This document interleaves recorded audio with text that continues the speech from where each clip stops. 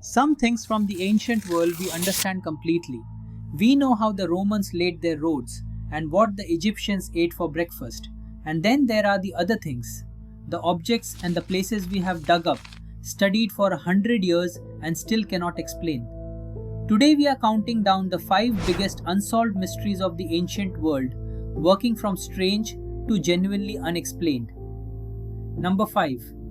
In the desert of southern Peru, there is a plateau so dry that almost nothing has changed there in 2000 years. It rains for about 20 minutes a year and there is almost no wind. Scratched into the surface of that desert are more than 800 perfectly straight lines, 300 geometric shapes, and around 70 enormous drawings of animals. A hummingbird 100 meters across, a monkey with a spiral tail, a spider, a pair of hands missing a finger. The Nazca people made them by scraping away the dark red stones on the surface to reveal the pale ground underneath. That part is easy to explain. Here is the hard part. From the ground, you cannot see them. They are simply too big.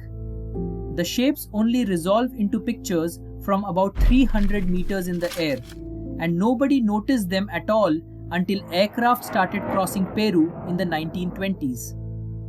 So the Nazca spent centuries making enormous, precise drawings that they themselves could never once look at. Number 4.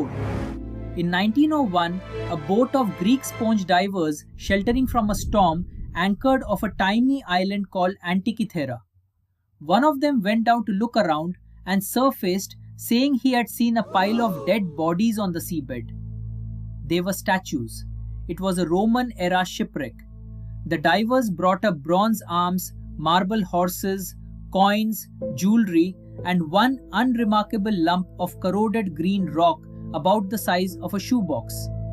The lump sat in the museum in Athens for 2 years, and then it cracked open on the shelf, and inside there was a gear. A precision bronze gear with tiny triangular teeth. It took another century and eventually a hospital scanner to work out what the thing actually was. The Antikythera Mechanism has at least 30 interlocking bronze gears. Turn the handle on the side and it gives you the position of the sun and the moon, the phase of the moon, the date of the next eclipse, and the schedule of the Olympic Games. It was built around the 1st century BC. Nothing of that mechanical complexity appears anywhere in the record again for another 1400 years.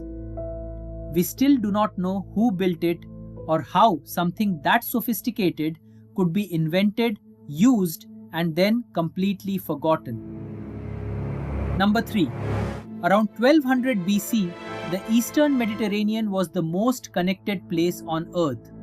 Egypt, the Hittite Empire, Mycenaean Greece, Cyprus, and the trading cities of the Levant were locked together in one web of shipping, tribute, and letters.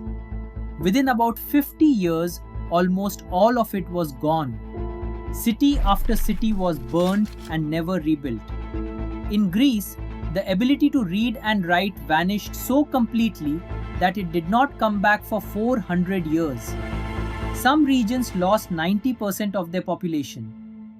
Egypt survived, barely, and left carvings describing an enemy they called only the Sea Peoples, who came by boat and could not be stopped. But we do not know who the Sea Peoples were, where they came from, or whether they caused the collapse or were refugees running from it. The theories are drought, earthquakes, plague, iron weapons, and the failure of trade. Most historians now think it was all of them at once. An entire connected world came apart and nobody wrote down why. Number 2. At its height, around 2600 BC, the Indus Valley civilization was larger than Egypt and Mesopotamia combined. 5 million people, cities of baked brick laid out on a grid with covered drains, public wells, standard weights, and private bathrooms in an age when most of the world was living in mud. And here is what makes it strange. We have dug up the cities for 100 years and found no palaces, no royal tombs, no temple anyone can identify, and almost no weapons. Whatever was holding 5 million people together, it does not look like a king, and it does not look like an army. They did leave writing.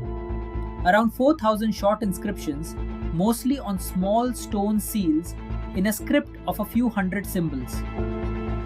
It has never been deciphered. There is no bilingual text, no Rosetta Stone, and the inscriptions average only 5 characters long, which is far too short for the usual code-breaking attacks. Some researchers argue it is not really language at all. So the largest civilization of the ancient world is the one we cannot hear. We have their streets, their jewelry, their toys, and their drains, and not one sentence we can read. Number 1. In 1991, 2 German hikers crossing a glacier on the Italian border found the body face down in the melting ice. They assumed it was a climber who had died a few decades earlier. It was a man who had died 5,300 years ago. He is the oldest intact human being ever found. Skin, organs, stomach contents, tattoos, and clothes. We know he was about 45, lactose intolerant, with worn teeth and bad knees, and that he had eaten ibex and grain a few hours before he died. For 10 years he was studied as a quiet mystery. Then a radiologist, looking at a routine X-ray, noticed a small dense shape under his left shoulder. It was a flint arrowhead. He had been shot from behind and below, from about 30 meters, and had bled out within minutes. There is a deep defensive cut across his right hand, a few days older than the arrow. There is blood from 4 different people on his equipment, on his knife, on his coat, and 2 people on a single arrow in his own quiver. He was carrying a copper axe, which at the time was worth something like a small herd of cattle. Whoever killed him did not take it. So it was not a robbery. Someone climbed 10,000 feet, killed him, and left the most valuable thing he owned lying next to the body.